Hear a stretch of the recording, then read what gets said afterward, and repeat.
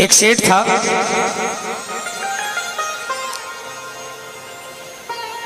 उसको भी जुनून था पैसा कमाने का। नीचे गद्दी थी, ऊपर घर था। सुबह सुबह जल्दी उठता, घर के सब लोग सोए रहते, नीचे आकर अपने व्यापार में लग जाता।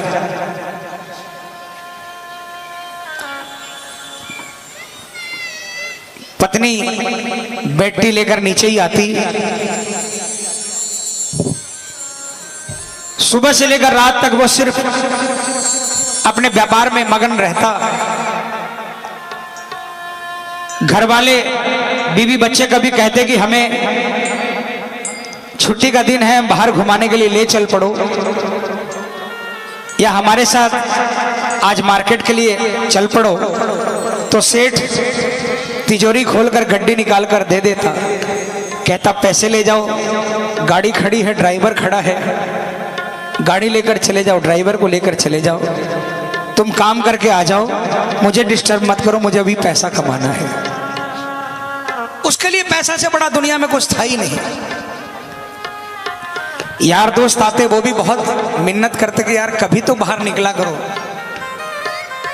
लेकिन सब हार गए।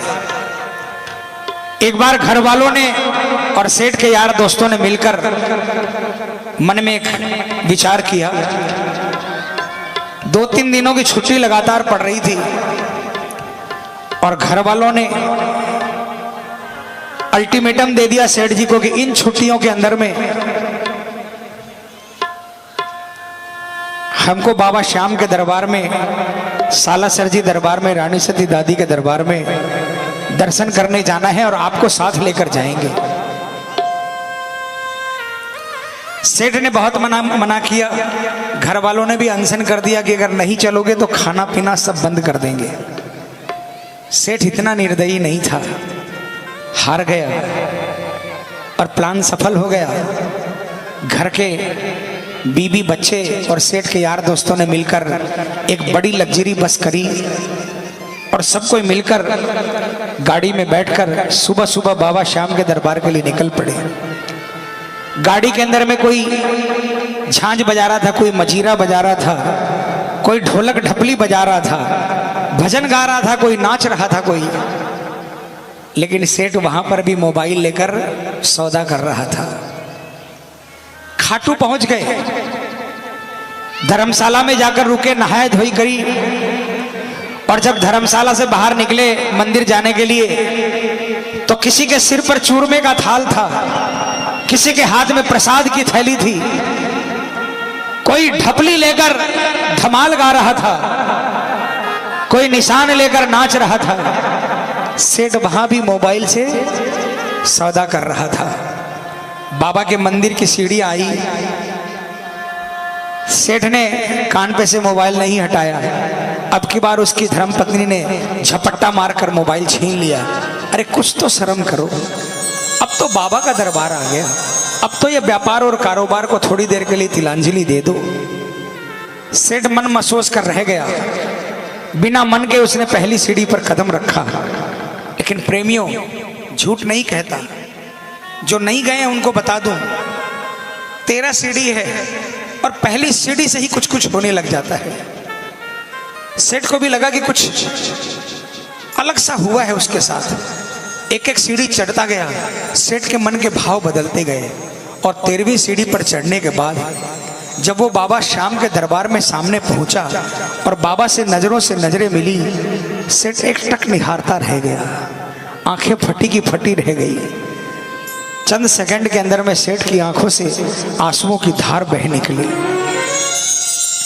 और सेठ मन ही मन बाबा से कह रहा है, बाबा मैंने तो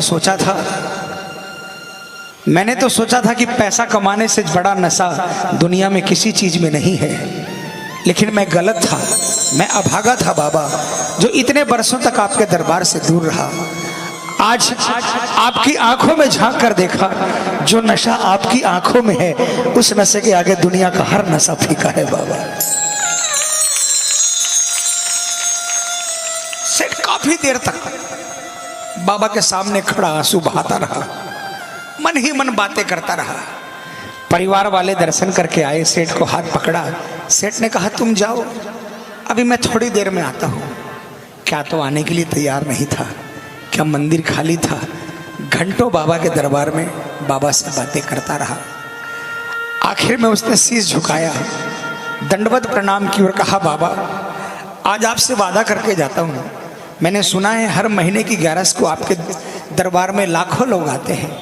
मैं भी आपके दरबार में हर 11 को आऊँगा, अकेला नहीं आऊँगा। मेरे शहर में जो भी आपके दरबार में आना चाहेगा उसको अपने साथ लेकर आऊँगा, गाड़ियाँ भर भर कर आऊँगा। ये वादा करके सेठ चला गया। अगले महीने 11 आई, सेठ फिर बाबा के दरबार में आया। अब की बार कई गाड़ियां लेकर आया, पूरे शहर को न्योता दे दिया। सेठ इसी तरह आने लगा। 2-4-6 महीने बीते। एक 11 के दिन जब सेठ घर से निकलने लगा, मुनीम जी आवाज लगाई। मुनीम ने, सेठ जी कहाँ जा रहे हो? सेठ ने कहा मूर्ख तुझे पता नहीं आज 11 है, मुझे बाबा श्याम के दरबार में जाना है। मुनीम ने कहा सेठ जी आपको शायद याद नहीं, कल एक व्यापारी का फोन आया था जो कि बाहर से आ रहा है और 50-60 लाख का व्यापार है, सौदा है, और आज शाम को वो वापस देश से बाहर चला जाएगा। अगर ये सौदा हाथ से निकल गया तो बहुत नुकसान होगा। आप एक काम करो, 11 की जगह पूर्णिमा को चले जाना। सेठ ने सोचा मुनीम सही कह रहा है, आज इस व्यापारी से सौदा कर लेता हूं। 4 दिन बाद पूर्णिमा आएगी, पूर्णिमा को चला जाऊंगा, क्या फर्क पड़ता है। सेठ माया में उलझ गया। 50 लाख का सौदा करने के लिए रुक गया। उस मूर्ख को यह नहीं मालूम था जो व्यापारी आ रहा है उससे 50 लाख का सौदा होगा, लेकिन ये जो व्यापारी है इससे जन्म जन्म का सौदा होने वाला था। सेठ नहीं गया। पूर्णिमा आई, फिर कोई व्यापारी आया। सेठ ने सोचा अगली 11 को चला जाऊंगा। अगली 11 आई, फिर कोई व्यापारी आया। सेठ फिर सोचा कि मावस को चला जाऊंगा। सेठ फिर माया जाल में उलझ गया और सेठ का बाबा के दरबार से रिश्ता फिर से टूट गया। 2-4 महीने निकल गए, सेठ खाटू नहीं जा पाया। एक रात को सेठ सोया, अचानक रात को 2-2:30 बजे उसे लगा कि उसे कोई आवाज आ रही है। वाह रे सेठ, तू तो बहुत बड़ा व्यापारी निकला। मैंने तो सोचा था कि मेरे दरबार में कोई मेरा भगत आया है जो पश्चाताप करने के लिए आया है, लेकिन मुझे नहीं मालूम था कि वो कोई भगत नहीं बल्कि सौदागर था, सौदा करने के लिए आया है। तुझे पैसे कमाने का बहुत शौक है ना, जा आज के बाद खूब पैसा कमाना, लेकिन मेरे दरबार में दोबारा नहीं आना। सेठ की आंखें खुली, बहुत पछताया। उसने सोचा कि अभी के अभी खाटू जाऊंगा, लेकिन बाबा को मंजूर नहीं था। बिस्तर से उतरने के लिए जैसे ही पांव नीचे किए, सेठ अपने पांव पर नहीं खड़ा हो पाया। पैरालिसिस अटैक हो गया, दोनों पांव रह गए। बहुत पछताया। एक दिन सेठ व्हील चेयर पर बैठा अपने मकान के बाहर आंसू बहा रहा था। एक डाकिया बगल से निकला।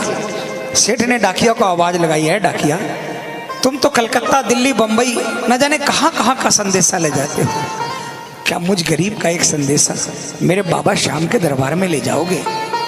डाकिया ने कहा मेरा तो काम ही ये है, और जब से इंटरनेट आया है लोग व्हाट्सएप और फेसबुक और मल्टीमीडिया के द्वारा चैटिंग कर लेते हैं। बहुत मंदा धंधा है, धंधा बहुत मंदा है। बोलो तुम्हारा क्या संदेशा है? डाकिया को सेठ ने क्या कहा, डाकिया ने सेठ से क्या कहा, और सेठ को फिर डाकिया ने क्या कहा, और डाकिया ने बाबा के दरबार में जाकर क्या संदेशा सुनाया। आइए प्रेमियों, विश्वास दिलाता हूं, जो भी मन में उधेड़ गुण है, जो भी मन में सवाल है, जो भी परेशानी है, इस भजन के माध्यम से आप अपना संदेशा भेज देना। मैं आपका डाकिया बनने के लिए तैयार हूं। 15 मई को 11 है। अगर मैं जिंदा बाबा के दरबार में पहुंचा तो मैं विश्वास दिलाता हूं आपको, आपकी हाजिरी पहले लगाऊंगा, मेरी हाजिरी बाद में लगाऊंगा बाबा के दरबार में। आइए, उस सेठ ने डाकिया से क्या कहा। मैं निवेदन करूंगा 15 मिनट इधर उधर किसी से बात मत करना, कोई बगल वाला आपसे बात करे ना, उसको बोल देना 10 मिनट रुक जाओ, अभी मुझे मेरे बाबा से बातें करनी है। ठीक है, आइए।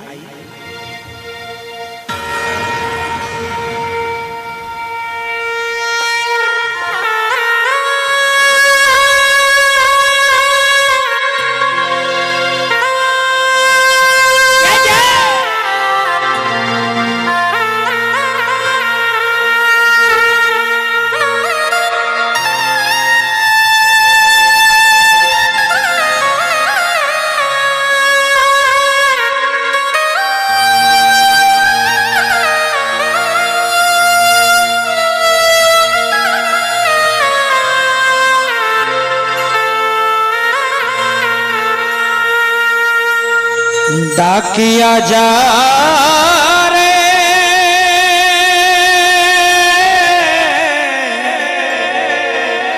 श्याम ने संदेशो दीजे, श्याम ने जाए तू कह दीजे, भगत थार दर्शन ने तरसे। समझ में आया? थोड़ा मारवाड़ी है, समझ में आ जाएगा, मैं समझा दूंगा। उठाओ ना हाथों को, कौन कौन संदेशा भेजना चाहता है? मिलकर तालियां बजाकर बोलेंगे क्या? डाकिया जा रे सामने संदेशो दीजे, सामने जाए तो कह दीजे, भगत थार दर्शन में तरसे। डाकिया जा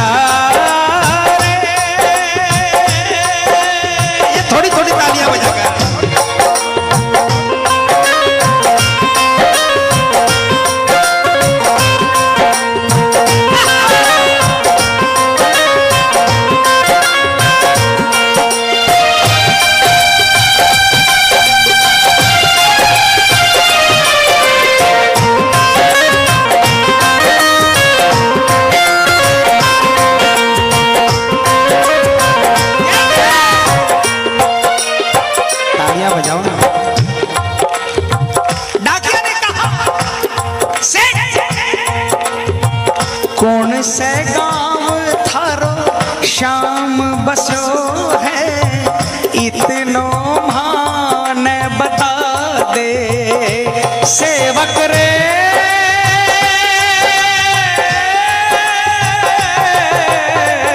कौन से गांव थारो श्याम बसो है, इतनो मान बता दे। घर तेरे पास है कोई निशानी, माने तू दिखला दे। कैया जानूंगा पहचान मैं हूँ छोरो अनजान, कैया जानूंगा पहचान मैं हूँ छोरो अनजान, कैया शाम सुहोसी मिलन।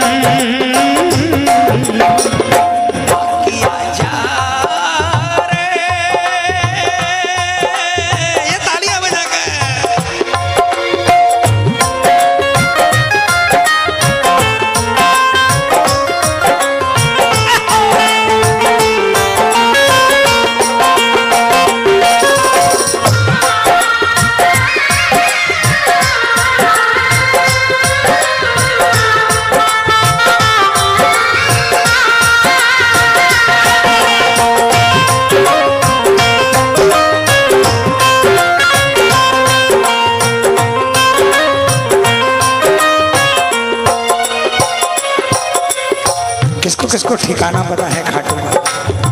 तालियां।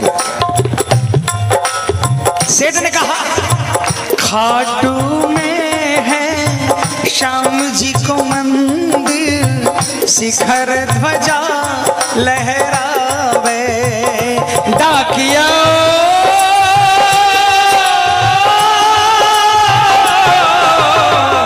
खाटू में है श्याम जी को मंदिर, शिखर ध्वजा लहरावे।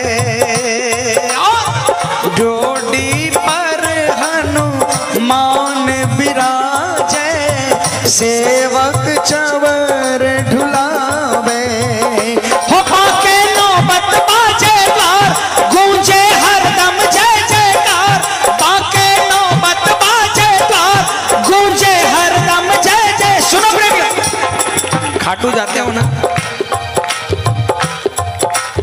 जब छोटी सीढ़ियों से दर्शन करने चढ़ते हो, अखंड ज्योति वाले चबूतरे पर नगाड़ा रहता है, नगाड़ा वाला भी रहता है, तालियां बजा, उसके हाथ से डंडा लेकर माथे से लगाकर जो भी अरदास हो वो अरदास कहकर 5 बार उस नगाड़े पर वार किया करो। और जो भी आपकी श्रद्धा हो 10, 20, 50, 100 उस नगाड़े वालों को दे दिया करो, अरदास पूरी होती है।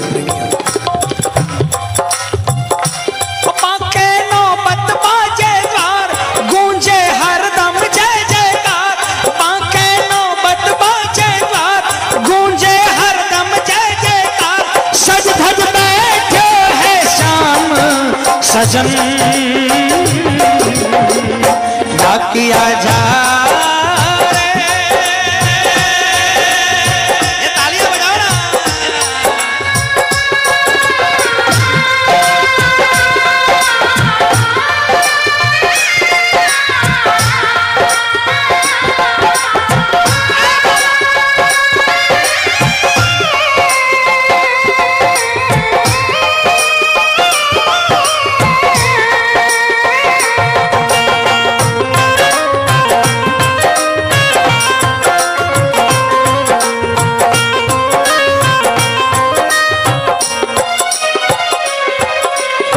डाकिया सेठ से विदाई लेकर निकला, खाटू पहुंचा, बस से उतरा, लोगों से पूछा भैया श्याम बाबा का मंदिर कहाँ है? लोगों ने बताया बाबा के मंदिर के पास पहुंचा। डाकिया भी सीढ़ी पर कदम रखा, डाकिया को भी कुछ अजीब महसूस हुआ। डाकिया सीढ़ी चढ़ता चला गया, 13वीं सीढ़ी पर पहुंचा।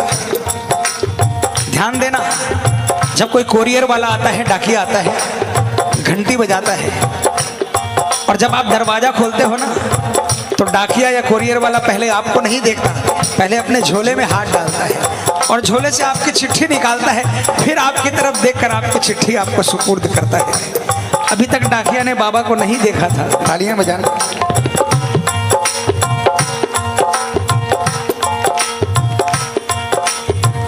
पहुँच गयो दरबार शाम के, बोलन लाग्यो संदेशो, बाबा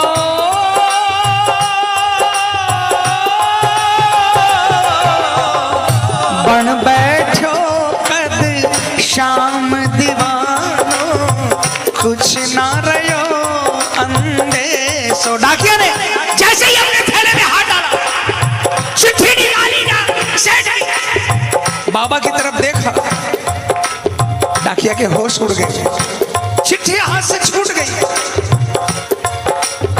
डाकिया की आंखों में भी आंसुओं की धार बह गई, फूट फूट कर रोने लगा। संदेशा सुनाना भूल गया। अचानक उसे लगा कि कोई आवाज आई। अरे डाकिया, तू जिस काम के लिए आया है वो काम तो बता। डाकिया बाबा के चरणों में गिर गया। उसने कहा बाबा, मैं अभागा डाकिया, जिंदगी के 40 साल साइकिल के 2 पहियों पर बिता दिए। इसका संदेशा उसको सुनाया, उसका संदेशा उसको सुनाया, मेरी सुनने वाला आज तक कोई नहीं आया। रिटायरमेंट के 2-3 महीने बाकी बचे हैं। ये तो भला हो उस सेठ का जिसने मुझे आपके दरबार का पता बता दिया। मैं सेठ का संदेशा जरूर लेकर आया, लेकिन अब आपसे विनती करता हूं, मुझे यहां से नहीं जाने दो बाबा। अपने चरणों की सेवा दे दो, कुछ नहीं चाहिए। दिन भर आपकी और आपके भक्तों की सेवा करूंगा। आपके प्रसाद की अगर आधी रोटी भी मिल जाएगी उसी में संतोष करके अपना जीवन बिता दूंगा। बन बैठो कद शाम दीवानो, कुछ ना रहो अंदेशो। ओ आखड़ ल्यासो बरसीदार, चैया सावन की फुहार। आखड़ ल्यासो बरसीदार, चैया सावन की फुहार। देख सावरिया बोलो ये वचन।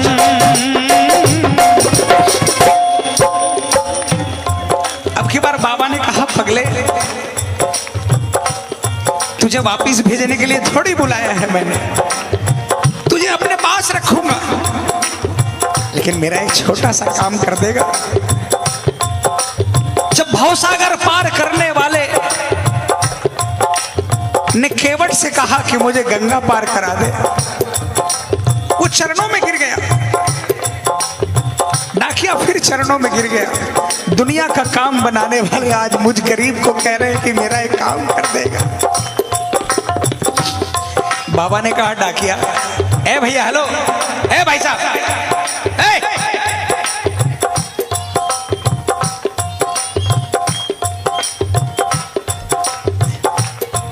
बाबा ने कहा, पगले, जिस सेठ की चिट्ठी लेकर आया है ना, अगर उसको संदेशा वापस नहीं सुनाएगा मर जाएगा वो। बस मेरा संदेशा उसको देकर आ जा, उसके बाद तुझे कहीं नहीं जाने दूंगा। और बाबा ने क्या कहा, डाकिया जा रे,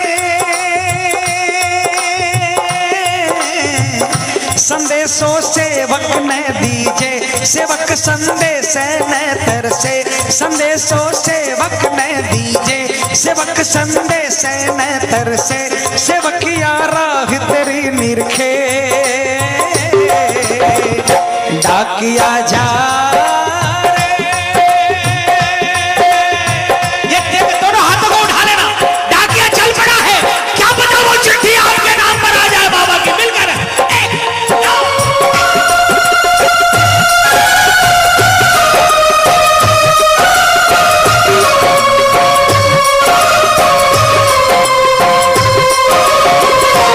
चिट्ठी आई है, चिट्ठी आई है, बोलो बोलो बोलो।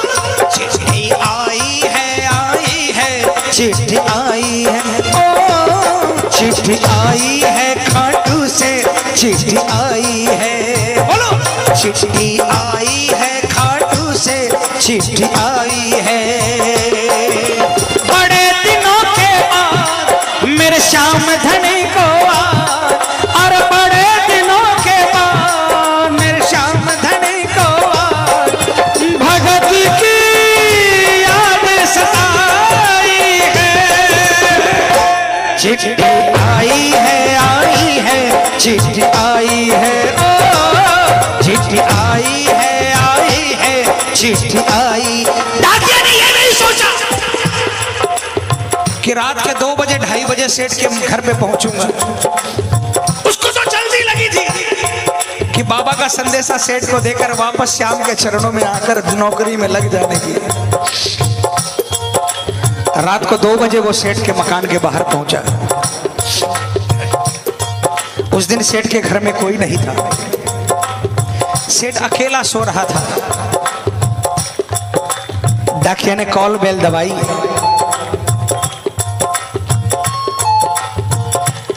अचानक सेठ की नींद खुली। उसने सोचा आधी रात के वक्त कौन आया। अचानक उसे याद आया, डाकिया आया है, मेरे बाबा का संदेशा लेकर आया है। उठकर बैठ गया, लेकिन वो भूल गया कि उसके तो पांव नहीं है। घसीटते घसीटते व्हील चेयर पर पहुंचा और व्हील चेयर को धकेलते धकेलते दरवाजे तक पहुंचा। तालियां बजाना।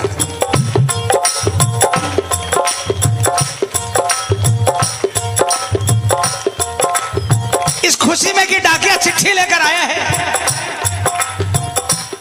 सेठ की ताकत खत्म हो गई। उसने दरवाजे का हैंडल नीचे करने की कोशिश की, खुशी में सारी ताकत खत्म हो गई। हैंडल नहीं हिल रहा था, बहुत कोशिश की।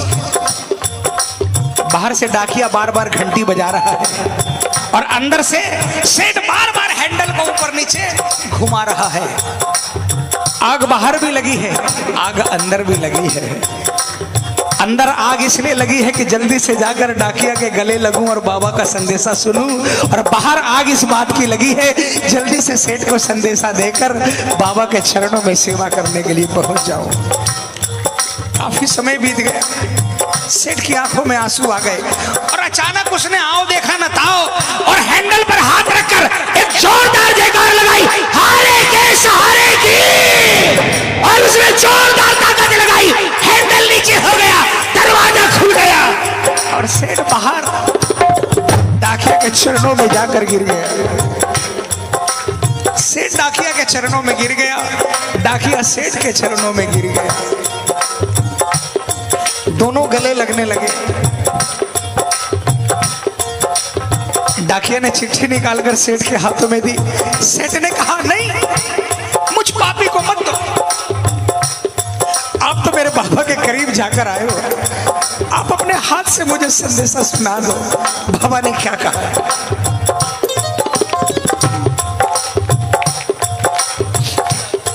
डाकिया ने संदेशा सुनाया, बाबा ने क्या कहा है सुनना, आप भी सुनना, ये संदेशा आपके लिए भी है।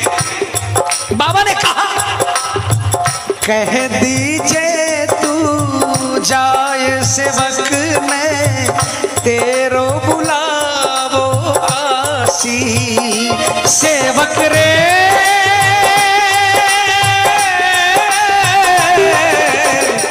कह दीजिए तू जाए सेवक ने तेरो बुलावो आसी,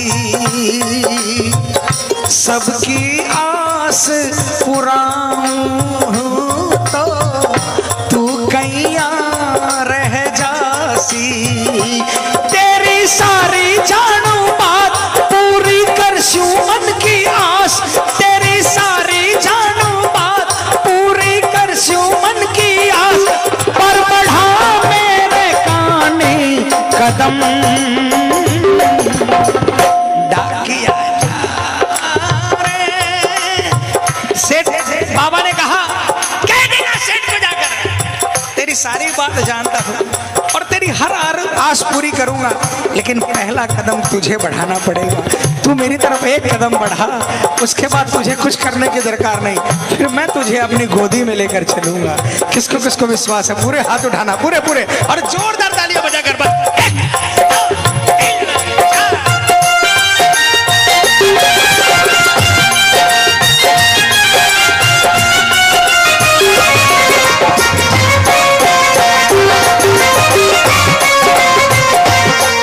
उस बांसुरी वाले की, उस बांसुरी वाले की, लीले घोड़े वाले की, उस बांसुरी वाले की, लीले घोड़े वाले की गोदी में सो जाऊं, मेरा जी करता है शाम के भजनों में खो जाऊं, मेरा जी करता है शाम के भजनों में खो जाऊं। किसका किसका मन करता है?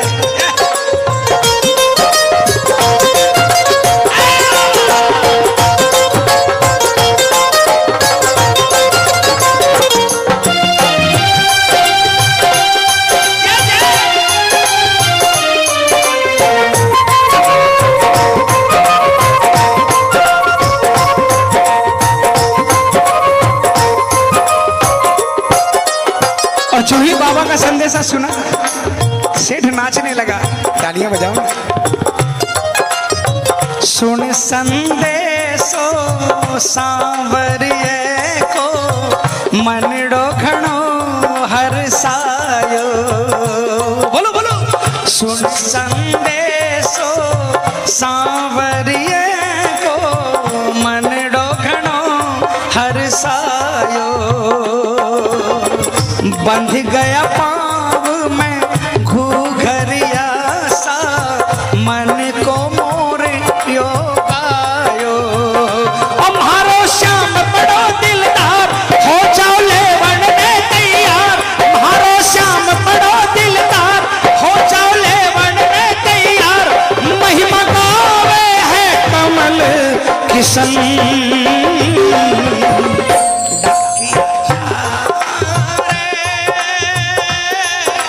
देखो आपका डाकिया मैं हूं, कोई फीस नहीं लूंगा। भजन खत्म हो गया, मेरी तरफ से आखिरी लाइन है, पूरे हाथ उठा लो, पूरे पूरे और जोरदार आवाज में सिर्फ ये 2 लाइनें कह देना, विश्वास दिलाता हूं आपका संदेशा बाबा के दरबार में पहुंच जाएगा। क्या? डाकिया जा